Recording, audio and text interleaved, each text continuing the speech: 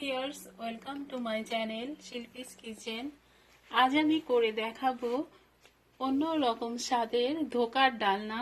এই ডালনাটা অনেক টেস্ট। এই রান্নাটা আমি আমার মায়ের কাছ থেকে শিখেছি। আমার মায়ের হাতের এই রান্নাটা আমার কাছে খুব ভালো লাগতো।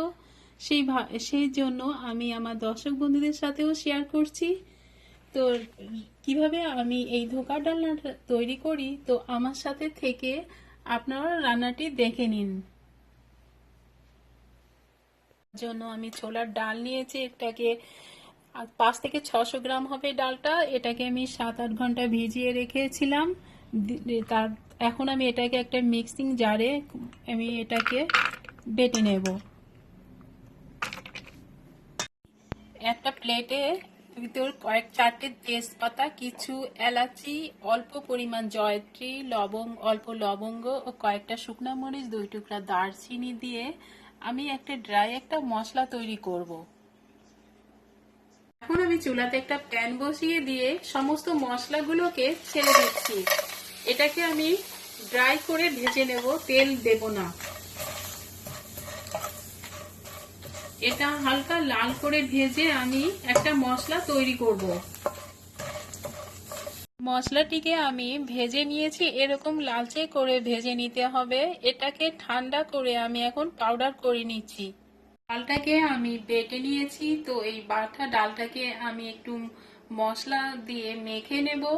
তার জন্য আমি এর ভিতর দিচ্ছি স্বাদ অনুযায়ী লবণ, 1 চামচ পরিমাণ দিচ্ছি হাফ চামচ থেকে একটু বেশি হলুদের গুঁড়া, 1 চামচ শুকনো মরিচের গুঁড়া, বেটে রাখা নারকেল দিচ্ছি আমি হাফ কাপ পরিমাণ। এবার আমি যে মশলাটা তৈরি করেছিলাম সেই মশলাটা আমি দিচ্ছি 1 চামচ পরিমাণ। এখানে আমি 3 টেবিল চামচ সরিষার তেল ইউজ করব।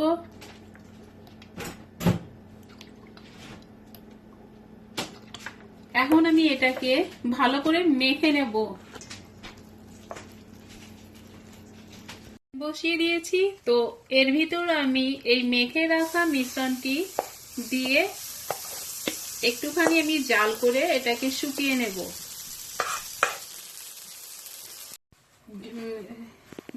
ধোকার পুরটা আমি নাড়তে নাড়তে অনেকটা শুকিয়ে ফেলেছি। তো আর 5 মিনিটের মতো নেড়ে যখন কড়া থেকে ছেড়ে আসবে এই পর্যায়ে আমি তুলে নেব। ধোকাটা আমার হয়ে গেছে, তো এখন আমি এটাকে তুলে ঠান্ডা করে নিচ্ছি। আমি এখন ধোকাগুলোকে একটু মেখে এরকম ভাবে একটা শেপ তৈরি করে নিয়েছি। এবার আমি এটাকে একটু পিস করে কেটে নিচ্ছি। এইভাবে করে আমি সমস্ত ধোকাগুলোকে কেটে নিচ্ছি। আমি সমস্ত ধোকাগুলোকে পিস পিস করে কেটে নিয়েছি। এখন আমি এগুলোকে তেলে ভেজে নেব। আমি প্যানে অল্প পরিমাণ তেল দিয়েছি, তো তেলের ভিতর আমি ধোকাগুলোকে ছেড়ে এখন আমি ভেজে নেব।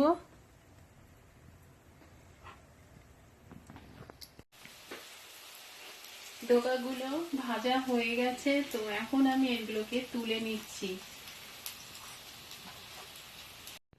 ধোকাগুলোকে আমি লালচে করে ভেজে নিয়েছি।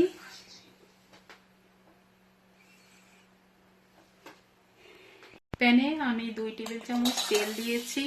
এবার আমি এর ভিতর দিচ্ছি ধনিয়া, আস্ত ধনিয়া 2, 3, 4, 4 চামচ ধনিয়া আস্ত।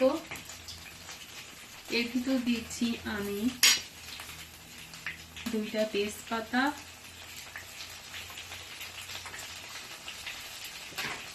কয়েকটা শুকনো মরিচ, কয়েকটা এলাচি, কয়েকটা লবঙ্গ,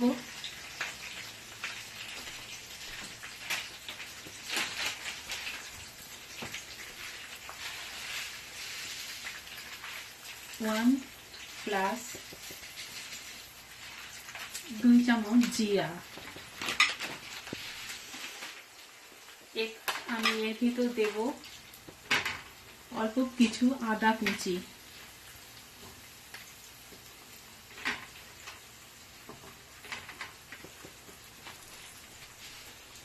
এই সব মশলাগুলোকে আমি একটু হালকা ভেজে নেব। এই মশলাটা আধা ভাজা হয়ে গেছে, তো এর ভিতর আমি দেব কুড়ানো নারকেল, হাফ কাপের থেকে একটু বেশি।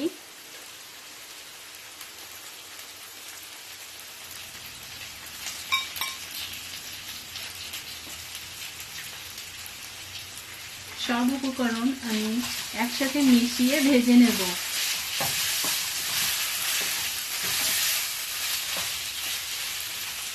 রেডি হয়ে গেছে, তো এখন আমি এটাকে তুলে ঠান্ডা করে বেটে নেব।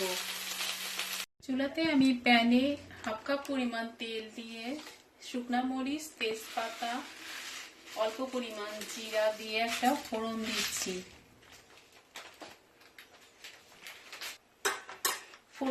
ফোড়নটা একটু লালচে করে ভেজে নিয়েছি, তো এখন আমি বেটে রাখা মশলাটা এর ভিতর দিয়ে দিচ্ছি।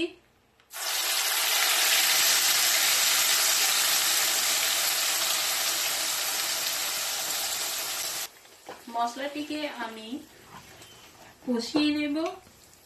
তো এই পর্যায়ে এর ভিতর আমি দেব হলুদ 1 চামচ হলুদ দিচ্ছি, প্লাস হাফ চামচ দেব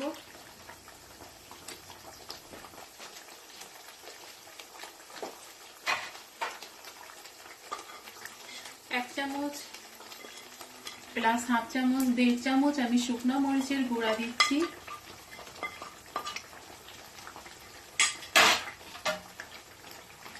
স্বাদ অনুযায়ী লবণ দেব।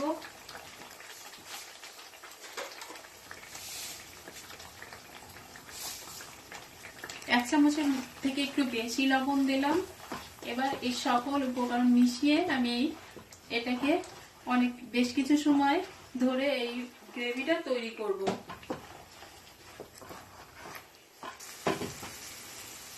মশলাটি থেকে তেল ছাড়তে শুরু করেছে, আর মশলা খুব ভালো করে আমি কষিয়ে নিয়েছি। কষার উপর ডিপেন্ড করে রান্নাটা টেস্ট। তো এখন আমি এই পর্যায়ে এর ভিতর আমি এই গ্রেভিটার ভিতর ঝোলটা দিয়ে দিচ্ছি।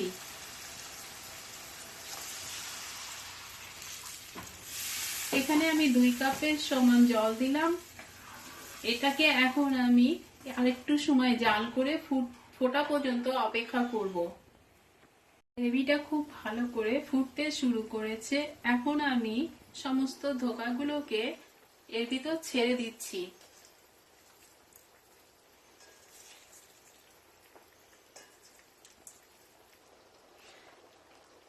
এখন আমি সমস্ত ধোকাগুলোকে ছেড়ে দিয়েছি। এখন 5 মিনিটের মতো আমি জাল করব। 2 মিনিট বাদে ফিরে আসলাম, তো আমার পুরোপুরি রান্নাটা রেডি হয়ে গেছে।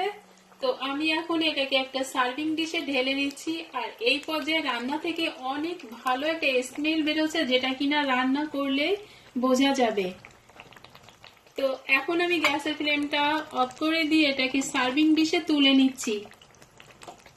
ঝোলটাও ফুটতে শুরু করেছে, তো এখন আমি এর ভিতর 1 চামচ চিনি দিচ্ছি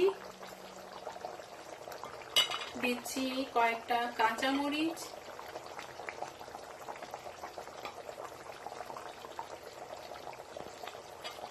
এবার আমি তৈরি করে রাখা গরম মশলা দিচ্ছি 2 চামচ,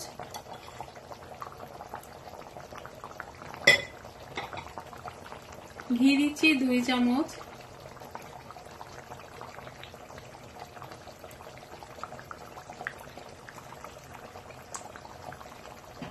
এবার আমি গ্যাসের ফ্লেমটা একটু স্লো করে এটাকে মিশিয়ে দেব।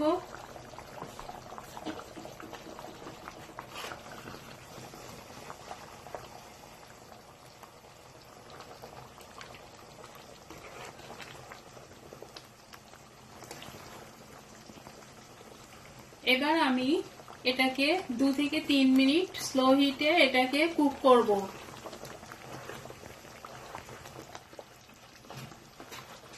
ফিরে আসছি 2 মিনিট পরে।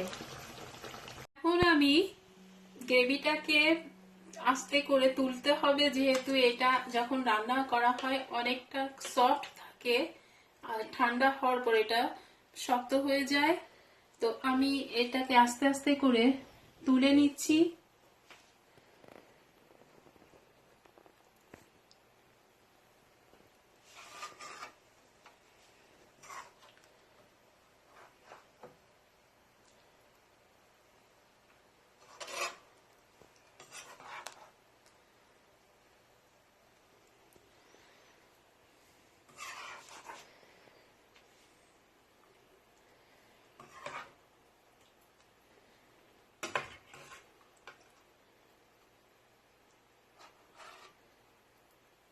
দর্শক বন্ধু, তৈরি হয়ে গেল ভীষণ মজার স্বাদের এই ধোকার ডালনা। চ্যানেলটিকে সাবস্ক্রাইব করে আমার পাশেই থাকুন। সকলে ভীষণ ভালো থাকুন। দেখা হবে অন্য কোনো রেসিপির সাথে। আজ এই পর্যন্ত, বাই।